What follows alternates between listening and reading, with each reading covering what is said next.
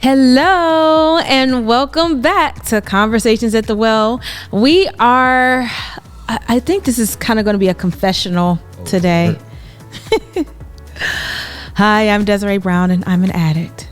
But you have to join us to find out what it is that I'm talking about, and let's get into it. We'll see you at the table. See you at the well. Hey, babe. Hey. Hey, how you doing? Good. Okay. It's been a minute since we've done a recording.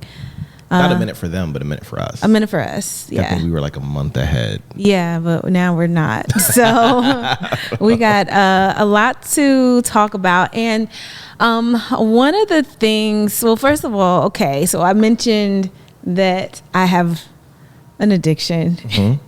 Social media. Actually, that's something I need to be working on too. Oh Lord. I'm actively working addict? on it. I know. I don't know, but maybe others can relate to this. Okay. But the thing I've been thinking about is keeping stuff. Bring your mic down. Keeping stuff. That has been a real issue for me for a really, really long time. And so I kind of wanted to unpack that here because I think that there is a move. Well, it's been put in my heart recently about generosity. Okay. Keeping stuff, generosity. Yeah. Make it make sense. Okay, so those they're kind of the opposite. Yeah, they're like on the other side of the world of each other. Right. So when I talk about keeping stuff, okay, so I'm maybe not hoarder level. I mean, you might say, you might be like, I'm grateful that I have you because you don't have this problem. You'll get rid of all the stuff that I'm like, holding on to. But somehow I have developed a tendency to have like emotional connection to things. Okay. And so, I mean, or maybe it's not emotional until I need to get rid of it. Then I realize, oh my gosh, I have like, I don't know why I can't just like let this thing go. Mm-hmm. But I mean, it could be like clothes. I mean, I literally have clothes from... You got clothes older than me, literally. Well, maybe not literally. No, not literally. But I have clothes definitely from like high school. Yeah. Which is a long time ago. How long ago is it? It's a long time ago. Let's just say we just had our 20th reunion. So it's old. And that right? wasn't this year.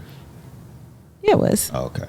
I think, wasn't it? No, it was last year. I thought 25 was this year. Actually, it technically graduation would have been this year, 20. Yeah, anyway. So 20 years ago, I graduated from high school. And these are items that I owned and wore in 2 decades high school. Which, you know, it's a fifth of a century. You know what? But there's also the positive that I could still fit into some of the things. That's true. You know, I haven't like gone too far off the rails. I can't fit into nah or one thing. Nah one thing. So we'll celebrate that. Okay. But still, there are things that I have. I mean, and it ranges the gamut. There's material things that I've kept for a long time. I think there have been maybe relationships that I've kept for maybe past their time. I mean, that's a weird thing. Past their prime. That's a weird thing to say. And that's just because I love people and like I love them in the season where, you know, that relationship was super important. And it was just like, I don't know. I'm not ready to. So people, stuff, all of that, you just hold on to for too long. I hold on to everything for too long, which is to your benefit because I hold on to you. That's true. That's true. Let's not get rid of all of that. Yeah. So there's a good thing about it, but there's also, as I've been thinking about this generosity. So I don't know. I was still waiting for you to make that make sense. Yeah. So I woke up in the middle of the night the other night and. Usually that's my signal that God needs to talk to me. Okay, so I woke up, I was like wide awake. It was like 3:40 a.m. and I went and I was like, God, what's going on? What's up? What Hello? do you want? Yeah, I was asleep, so what's going on? And I heard give. I was like, give what? And immediately there were items that came to mind that I've like never worn or maybe worn once. Really? You know, there were things like that came to mind. But as I opened up my Bible and I went to the index and I was looking up give, and I couldn't find give specifically, but generosity was in there.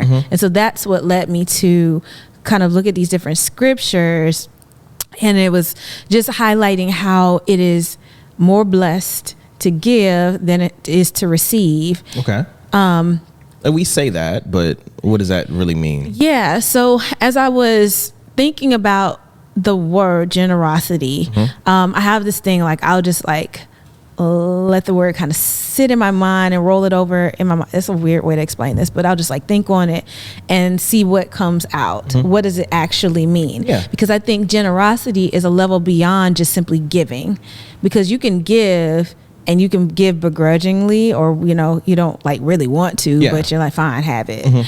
Or you can give out of obligation. You can give out of a whole lot of different ways or different sentiments behind the giving. But generosity is about an intentional, it's not obligatory. You don't have to do it. It's because you simply want to, or you feel I want to say compelled to, but that kind of gets back into the obligation part. It's not necessarily that, but it's like it's an open-handedness that is a little bit different than simple giving. And it is I had this image in my mind of like an open hand. This is how my brain works, y'all. I don't think I've talked to y'all how like this prayer time of mine goes sometimes. Which is like, we need like a whole episode on just how you approach prayer, because I think that'll be interesting. Maybe that'll be our next one. Okay. We needed a topic, so boom. All right, so it was like open-handedness. I mean, it was an open hand, and the arm that was attached to the hand, I couldn't even really see the face, but the face was actually turned the opposite direction, as to not see what the person who was taking out of the hand was receiving. So there was just like a bunch of items, just random things, clothes, maybe furniture, just like different things. And the reason why furniture in it. Yeah, it was like, it's like a couch, just no, for real, it was like a couch on there. Okay. And for real. Yeah, real strong hand. So maybe it was God's hand. I don't know whose hand this was, because I couldn't see the face. And maybe that's another thing, can't see God's face. But anyway, and I'm awake, so this is not a dream. This is just like in my mind. So the head was turned away, not looking at what the individual was taking out of the hand. And I think that was important, because sometimes, have you ever been in a situation where you have like judgments start coming up when you give something? Or maybe that's just me. Maybe it's part of my like my what issue. Do you mean? Okay. Like, how are they going to use it? How are they going to use? Yeah, like, I know I've had an issue where it's like, they're not even going to take care of it. You know, I'm going to give it to them, but they're not going to take care of it. Or, oh, they needed that. You know, like, it's just, it gets weird. It gets, and it distracts from the purpose and the heart posture of just generally open-handed. You take what you need, but even what you want. Or maybe it's like, oh, they're being greedy. They're taking more than what they need. You know, like that kind of that it's like not that. And so generosity, from this image that I was getting, which I do think was God's way of saying, no, I need you to like give in a different type of way, in a way that is not judging of the receiver, and in a way that is like you don't even look at what they're taking. You maintain your joy and your heart posture of I'm doing this because God asked me to, and being extremely careful not to pass judgment on the receiver. So that's what I got. One thing about you, and I want you to talk about this a little bit more. So you are actually far more generous than I, and people will be very surprised to hear that, because it's usually they think of me as like the nice face. Yeah. But you actually have the heart of giving.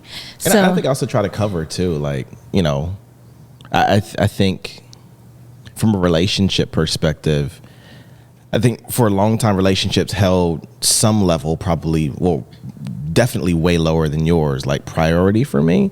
But I think I recognize that relationships are important to you.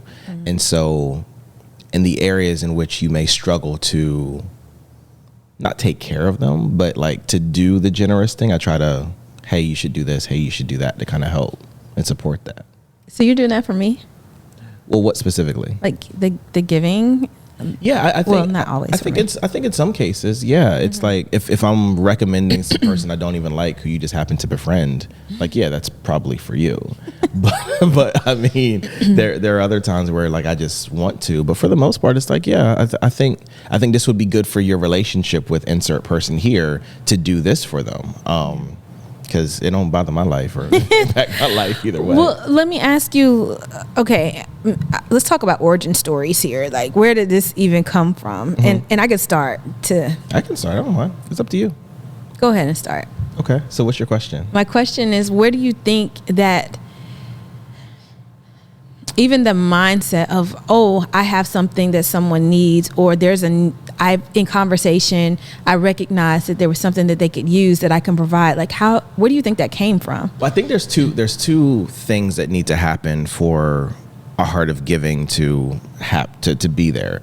Number one, it's not holding too tight onto what you have. Like if you have a heart to give, but then on the other hand, like you hold super tight, it's going to balance itself out. It's not going to work. That's me. That's me. So on one hand, I think it's not holding on too tight, but then on the other hand, I do think that some people are naturally more apt to give than others. Like that's just what they do. And so to deal with the first one, like when I was growing up, I was always in trouble. And so like punishment of choice was like taking said thing away. So because of that, I adapt and I no longer value stuff all that much because that's just what I had to be if I was going to be not depressed or whatever because of the way I chose to like behave in class and stuff. So with that, I think that reduced my value on things to where it can get taken away at any time. So I can't hold on so tightly to things because if I did, I'm setting myself up for failure when I act up in class and it gets taken away. So I think that was just that kind of helped that side of the equation. Yeah. But on the other side, I don't know where it came from, but I think I'm just like born that way to care and born that way to want to help people. Yeah. 'Cause I've just, it's not who I've exemplified, but I think it's who I've always been. And I've allowed, or in the past, I've allowed my experiences with people, both good and bad, mostly bad, to allow that part of myself to shrink. But as I get to know who I actually am and go with my gut versus my gut bridled by my brain, that's who I am. That's who I want to be. Like when I'm in my most authentic self in friendships, I just give freely. I want to help. Like if there's something I can do, I'm always happy to do it. Yeah. But for me to be that, I also have to silence the thought of my mind of they're not going to appreciate it, or they're not going to know what to do with it, or they're going to take it for granted. Because when you're a giver, you can find yourself giving more than people would give themselves. Yeah. And so when that shift happens, you in some ways become an enabler to their inaction. And so how I've rightfully or wrongfully addressed that is in some people's life, like if they're running a business or they're doing something where I can be helpful to, I'll give, then I'll stop and wait for you to reciprocate. Not reciprocate to me, but reciprocate in your own life, in your own business, and put some, I may not even never say anything, right? But wait for you to take up your end of the bargain to see, am I just doing this? Do I want it more than you? And so I can think of situations now where I've given, and now we're in a pausing period where it's like, no, if you want me to give more, you need to step up to the plate and take action. Right. And if you don't, I'll never say anything. You'll just think that, I don't know what you'll think, but probably won't even notice. Exactly. Honestly. And that happens a lot. And I don't know if that's right or wrong. But what I do know is for me to protect myself and my time, I don't want to be in a position where I'm giving more than you're willing to give to yourself. Does that make sense? Yeah. It's a lot. There's a lot to unpack in what you said. Yeah. You talked about like your authentic self versus like who you had to, or who you became because of your thoughts about how it would be perceived or received or not received or appreciated or whatever.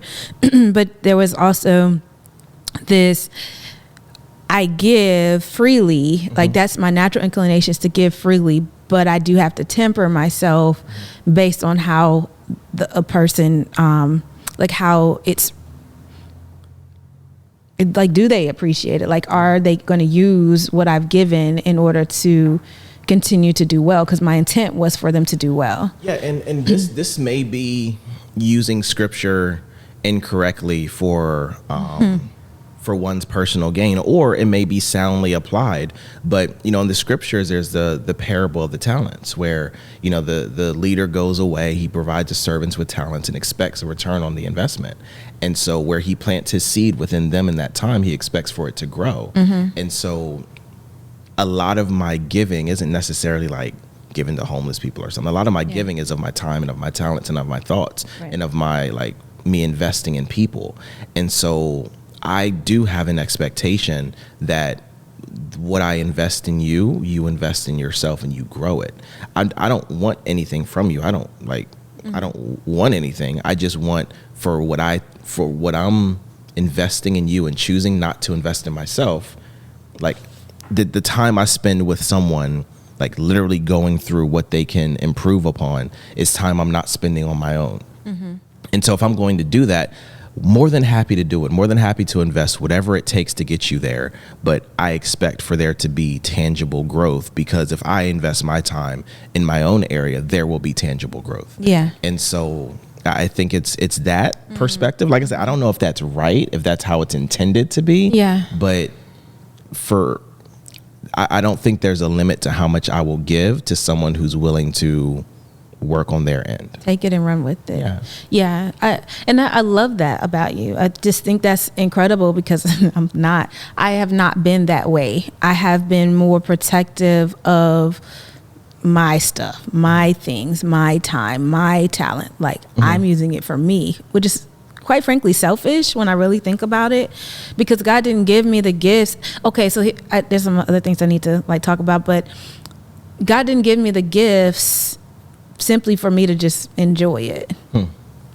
I mean, for me to enjoy it and also to give it, because it was freely given to me. The scripture says, I've freely given, this is paraphrasing, I've freely given to you, and basically my expectation is for you to freely give to others. Or it's in here. It's in the Bible. Famous last word. It's in there somewhere. It's in there somewhere. No, I read it earlier this week. I think it's in Matthew. I'll just have to find the scripture. But yeah, it's you found it? Oh, I thought you were looking for it. No. But that's I think the issue where it's not even just material things. There were things materially that I thought of that I need to give, but I think God was like, no. That's a starting place, but that is not where I'm trying to get you to. Like, I'm trying to get you to be more generous with yourself, because I put so much stuff in you, and nobody can benefit from it if you just keep it to yourself. So you need to be more intentional about pouring out. And I'll be honest with you, I think initially I'm not giving generously. I'm just giving because I'm this is very uncomfortable for me. It is outside of my comfort zone. I don't know why. The giving part, or the talking about the giving part? The giving, the actual action. Yeah. Because that means that I need to put myself out more, which I think is, I think the hesitation comes not just from your experience, but just from the experience I've witnessed where people have been generous and it has not been appreciated. I think maybe that's a hesitation. But I also think that that's ridiculous. I shouldn't be basing how I choose to act based on the fear of it not being, of it being rejected or not being appreciated, or me losing myself. Probably this is even more so the issue, I don't know. I think I'm afraid of somehow losing something by giving something. But that's not that's the natural way of, if I have water and I pour out the water, I no longer have the water. But in the spiritual, it's a lot different actually, because our pouring out, somehow it's by us pouring out what we have, God replenishes those things.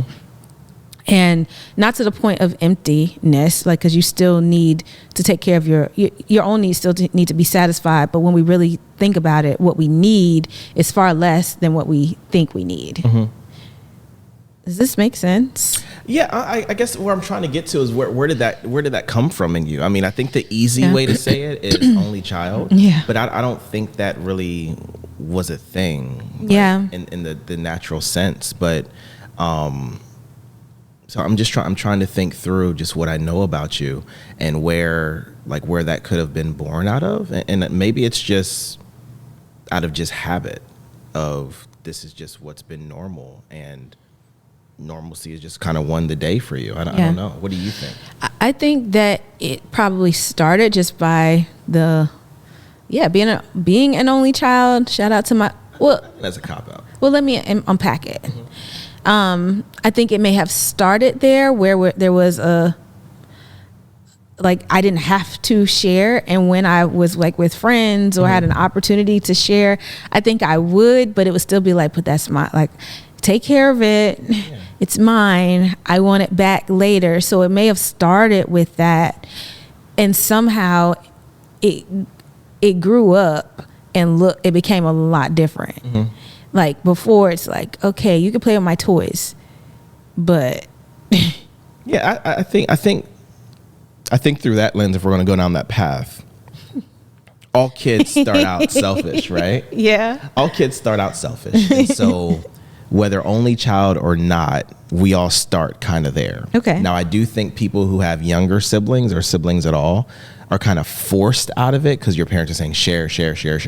Yeah. So that may be where you kind of depart from the standard path. But I think we're still both aligned because my sister was much older and out the house. Mm-hmm. So I have a sibling, but I kind of didn't, like, from the perspective of, I don't think she was trying to take my G.I. Joes to high school. Like, I don't think I don't think that was going to happen.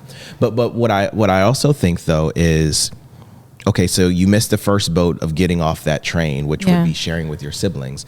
But then also I think like what was modeled as far as holding on to things and valuing what you have could have been modeled by your parents too. Yeah. And so it wasn't modeled from a selfish perspective, but it was modeled from a valuing what you had perspective, which in and of itself is a very positive thing. But when not balanced with the overarching thought of no, share, give, whatever, I think that could have been a thing. Yeah. And also, like, as we're growing up as kids, like, your parents give away a lot of stuff. Yeah. But as a child, you don't really see that stuff that's happening. You more so see, okay, we've had this for 30 years or 50 years or whatever the number is. Mm-hmm. But there's a lot of stuff that your parents do and our parents do and we do as parents that our kids never have a chance to see. Right. And so maybe that was one of those things where you have a chance to say, oh, that's where that stuff was going. It was going to a good cause, but maybe they never sat you down and said, hey, we're giving, or this is what that looks like. I don't know. Well, and so I think my parents definitely grew up in a different time and different situations. Mm-hmm. I grew up in a far more privileged environment. I was one of one, still one of one. And so all of the resources, the time, the attention went to me and my growth and my development, all that good stuff. Thank you to my parents. They grew up differently. They grew up with siblings, first of all, a lot more siblings, and they were, maybe middle class, maybe poor, depending on which one of them you ask and on what day you ask them. I don't think they ever thought like, oh man, we're poor, but I think it was kind of a realization at some point, like, oh, there was a lot of things that we had no idea about, a lot of exposure about. And so I think the value, like you said, the value of things and keeping your things and taking care of your things, I think that it is very important. Like, you should be the good steward, like that's the biblical term. You should be a good steward over the things, but essentially you should take care of what you have. But I think it was taken, I think it has maybe become, for me, and the lens, like just as you said, the lens that I have viewed it from, perhaps it took on a more, I'm looking for a different word than wicked. There's another word. Yeah, there's definitely a different word. It took on. It didn't balance. Like, yeah. you saw one side but not the other. and they give a lot, and that's why I added that on there. Like they're very giving, and I mean, it's nothing for her to be sitting in the car saying, hey, can you pick this up from the driveway to some charitable organization? But what I think we as parents, we teach and then we live, but I don't think we ever challenge how we live to say how much of this is visible. Yeah. Like, so we may be in a situation where we have an argument that dusts up in the kitchen, and that's in front of the kids. Mm-hmm. And we'll then go sit on the couch and maybe talk through it or be fine in a few minutes. But what was within 5 feet of them was the argument, not the resolution of the argument. Right. So although we think we're modeling a great relationship, and we are, we came back together, we're fine now. What they saw and what pulled their attention perhaps was the negative more so than the positive. Right. And I think perhaps in this instance it's that too, that both were modeled. Balance was probably modeled in some ways, but when it came to what you saw more, it was, well, we don't need to get that because we have this, or keep this. Yeah. Or I think I also wasn't really involved in that. Like that was like my parents, my mom specifically, I think she's like, okay, which is funny because she keeps things too, but she also gives things. And so she'll be like, okay, I need to do this, get her this, da da da da da. But I don't think it was ever like, hey, Dad, you need to go to your room and you figure out what you no longer are using that you would like to give to someone else who might enjoy it. Whereas now I'm thinking about, like, when my mom was telling me the other day, it was a thing every Christmas where we would go through my room and just like clean and throw away and purge, like, pretty much, because things would just get out of hand. And so I think even both through my behavior and through like actionable steps every year, it was like, let's go, let's turn this over. Yeah. So I as we were talking about the origin story, I think that's it. Like it was modeled, but I wasn't like made to do it. Yeah. And so now I'm having, and interestingly enough, as you mentioned before, I want to be a giver. I want to be generous, but I am combating the addiction that I mentioned to like the stuff that I have, the sentimental value that this little worksheet that my kids drew, like some of that stuff is fine to keep because it shows progress. It just shows their ability at that level. And it's just maybe a memory that I want to keep, but not all of it. Like not every single thing. Like some of it was not that good and it needs to go in the trash, you know. Not that good. Well, you know what I'm saying. Like parents, come on, keep it real. We know that some of that scribble is just like scribble. Yeah. And so there's that. But and it makes me think about our oldest son because he, I think, has the same nature that I do in that regard of like keeping things. I don't, and honestly, this is where I think the balance conversation comes in, because I don't necessarily think that he has the same like spirit or thing that you have, but I think because I often, or much like we talked about in what's visible to children versus what's not visible, what's more visible is dad walking around the house with a trash can or a trash bag than mom like hiding stuff away. Like literally, like there are times where I get into my fits where I get frustrated and I'm literally walking around with a trash bag and I'm over here like, no, not this. Seriously, no, and I'm like, no, baby. It's sat here for 3 months, like it's going in the trash no matter what it is. And so I think I'm traumatizing him in the opposite direction, where he's like now hiding his most precious things under his bed. Yeah. Cause like I literally like that's what I do. Like I go and I throw stuff away. Yeah. And so he doesn't see the things that you hide away or you store. He just sees that I know when dad gets into his things, everything's going in the trash. It just looks different in here. And so I may be creating more of the issue than what you may say he's inheriting because of how I show up in the world, kind of pushing him to the other side. So I think the takeaway here is that it's balance that has to be found in all things. And there are some parents that may say, you know, even to, I may say your parents, well, she may not give, but I'd much rather her not give than be a horrible person, and she's an amazing person. So I'll fix that. Like, thank you for making her a great person. But I think in all things there should be balance. And so I think that's something that we talk about, and we figure out, how do we not do the generation to generation thing where we flip-flop so much to where each generation has to fix a different thing because they've indexed far too greatly on one thing or the other. Yeah. I love that. And it's something for us to think about. Throw your stuff away. No, actually, I do. I'm saying this on camera. I don't like when it's happening, because what happens is those emotions, that thing that makes me don't get rid of my stuff. Like, I feel like I need to be the one to do it, but you do a great job of keeping our home like not cluttered, because if it were up to me, the whole place would just be filled with hoarders. It would be awful. We'd be on TLC. I'm so glad that Is TLC still a thing? It's definitely still a thing. We'll be on hoarders if that's where it comes on. So I really appreciate you for that. And I know it doesn't feel like it in the moment, because in the moment it doesn't feel like it to me. Kicking and screaming but afterwards I'm looking around like, oh, it looks really good in here. Okay, I feel the calm and the peace that he was looking for. Like, I feel that because he got rid of some stuff that we really didn't need. And I've also been trying to work on it in a sense of, when things have been thrown away and me reflecting on it, I'm like, I really didn't even I don't even remember what he threw away. So like, why was I so tightly holding on to that thing? So I have been, Which in part is part of the reason why we're having this conversation. Yeah. Because of that realization. Yeah. Yeah.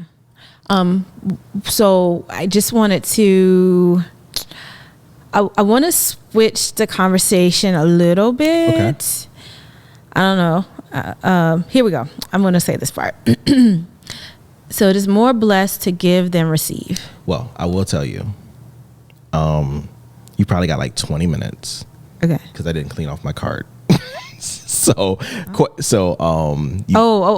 Yeah. So you can decide whether we need to pivot to a new episode for whatever you're having, or if we can accomplish it in that. We can accomplish it in that. So it's more blessed to give than receive, right? Okay.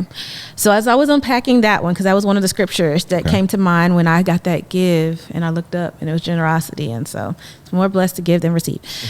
That scripture, as I was unpacking it, and I would love to know your thoughts on this too. Okay. I was like, why is it more blessed to give than to receive? Because like from a natural perspective, like when I receive something, like I feel blessed, right? Okay. And I am blessed. Yeah. It is a blessing. It says more blessed, so it doesn't mean that you are not blessed by receiving something. It is absolutely a blessing for someone to think of you, or for something to come your way that you weren't expecting as a gift. Lovely. But why is it more blessed to give? And I thought about that, and what it led me back to was like, that's literally what God does. Yeah. He gives and God gives so loved the world that he gave. He gave his only begotten son. But he literally gives us everything. In the beginning, God created. Yeah, he created this whole world. He put us in it. He made this world inhabitable so that we can inhabit it. Well, I won't say so that we could, but he made it in a way where we could be here and live and thrive and grow and whatnot. He gave us life. He gave us the breath of life. Every good and perfect gift comes from God. That was another scripture that came. Yeah. So like all of these things, I was thinking about it. I was like, oh, you're trying to get me to be like more like in alignment with you. Like what you do is you give even the people who don't deserve to get your gifts. It rains on the just and the unjust. The sun, the rain, the oxygen, like everything, even the most basic of things, God gives it to us. And he's like, it's not about people. It's not about if they appreciate it or not. I gave it because I wanted to give it. Boom. Just like that. Sometimes I give because people ask for it. You know, sometimes or most of the time. I would say sometimes. I would say, and I'm contrasting that to the things that he gives us, even if we haven't asked, like the air we breathe, and the sunshine and the rain. Like we're not asking for those natural things to happen. it just happens, and we are benefactors of those things happening. But we also have the ability to ask. Whoever asks in my name, Jesus said, whoever asks in my name will receive. And so there is like this, you absolutely can approach God and say, hey, this is what I need, or even this is what I want. And God gives even those things too. And so when I thought about that more blessed part, I said, oh, it's more blessed because it's me acting like you. Yeah. It's me, like, this is one way that I can like tangibly be more like you. I can give out material things. I can give of my time. I can give of my talents. I can give a smile. I can give encouragement. I can give simply because you've given me abundance, and out of my abundance, I can share it with others. And that thing hit me so, like, it struck me in a way that it never struck me before. And I was like, okay. So now, did it change my behavior? I'm still working on this part. It's still fresh, right? It's still new. This all happened this week. But it's just like changing my perspective on the hoarding, that close-fistedness that I've had for like my entire life, and not putting so much value on the thing, but putting more value on who gave me the thing, which is God. Ultimately, it may have come through a person, but it came from God. He makes his people his hands and feet, right? So if someone gave to me, it's because God had blessed them with the means or the material to share that with me. So I'm to do the same. I'm to do the same thing for others. So anyway, I say all that to say, like, I never fully understood, and I think there's still more to fully understand. Let me not declare I fully understand this one, because it's so deep. But for me, that's kind of a game changer. Like that's a shift. Because I was like, certainly, I mean, it sounds good. It's better to give than receive, but I actually like receiving, Yeah. But there's a joy and a peace and all of these other things that come out of giving. Yeah, and I don't think we give that enough credibility. How good you feel giving. Yeah. And I think it's something that I'm always surprised about, because even yesterday we were in the Well and we had a class, and one of our instructors, who's like amazing at giving, was just saying that she had heard somebody said they wanted something and just ended up giving something to this person. Yeah. And there's like a lot of backstory around that individual, and like just like it was like, that's so perfect. And to see the joy and to see like how touched people are when you just give, whether they ask for it or not, even if they just mention something in passing, like that does something. And that does something like tangibly and naturally within you, like setting aside God seeing it and wanting to like pour more into you because it's an open hand versus a closed fist. And so I do think that even from a natural perspective, there's a lot that you get out of it. There's a lot of feelings that you get out of it, which go a long way. Yeah. So that's it. It's like you still get something even out of your giving, even out of your generosity. It may not be like materially, but you get satisfaction, you get joy. There is that some peace. It's just like, and then if we really reflect on it, it's like gratitude, because it's like I had the means to do it. Yeah. And God, I'm thankful because you blessed me with the means to do this. Like it's so much. One thing I've noticed, and I don't want to make a definitive statement because I think I waffle back and forth, but as I've leaned more into like being a giving person, I do find some parts of my prayer life changing to God, can I have so that I can, if that makes sense. Like, whereas before it'd be like, I just need this, I just need this, I just need this. But as I've grown and matured, and I'm not perfect all the time, but sometimes like it'll bother me if I can't help, or it'll bother me if I can't give. Yeah. And that'll make it into my prayer life. And it's not to say that just because I want to give to somebody, God's like, okay, here you go. Like, no, I mean, but then maybe. But exactly, maybe. But I just think that's a testament to, as you said, to be generous and to be giving is to be more like God. And as you see that transformation happening, how that impacts more than just what you do with what you got, but also it impacts what you're asking for, what you desire. It says God will give you the desires of your heart. Yeah. And, you know, as you get closer to him, your desires begin to look more like and have more of an appetite to be more like him. Yeah. And so I think that's something that's pretty cool. Yeah. Because there have been times where it's like, I want to, I ain't got it this month, or I ain't got it this week. Or, I ain't got it. Yeah. Yeah. But Maverick City and Kirk Franklin, you know, was it Kirk? Yeah, he's on that song. I don't know what song you're talking about. Bless Me. Oh, yeah. So bless me, God, indeed, so that all these folks that are with me can have everything they need. Yeah, can have everything they need. And that's when that song, I guess it came out before we purchased the well, or maybe around that time. But it's not that old, is it? I mean, we've only been here for about 2 years, so it is about 3 or 4 years old. It came out, I think, during the pandemic. And I mean, it was just like one of those things. I'm standing in the well, and that song plays sometimes, and I'm like, God, thank you. Yeah. Because now we're able to bless other people. Like, how many people have come to us and talked about how blessed they have been by this because you gave it to us and we did something with it. Yeah, I'm going to save that for the next one. Okay. Next one, I want to talk about, I guess, the issue, not the issue with giving, but why your giving really needs to be aligned with God more so than with what people give you back. Because I know, at least in my life, like, I'll ask people to do stuff, or people, like, I'll be being generous and people think they're doing me a favor, if that makes sense. So it doesn't. I don't get it. So like, I'll like,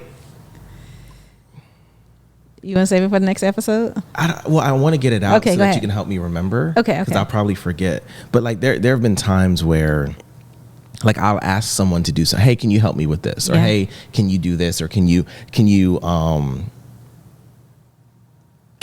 lead something? Or can you work in this area? Or can you do it?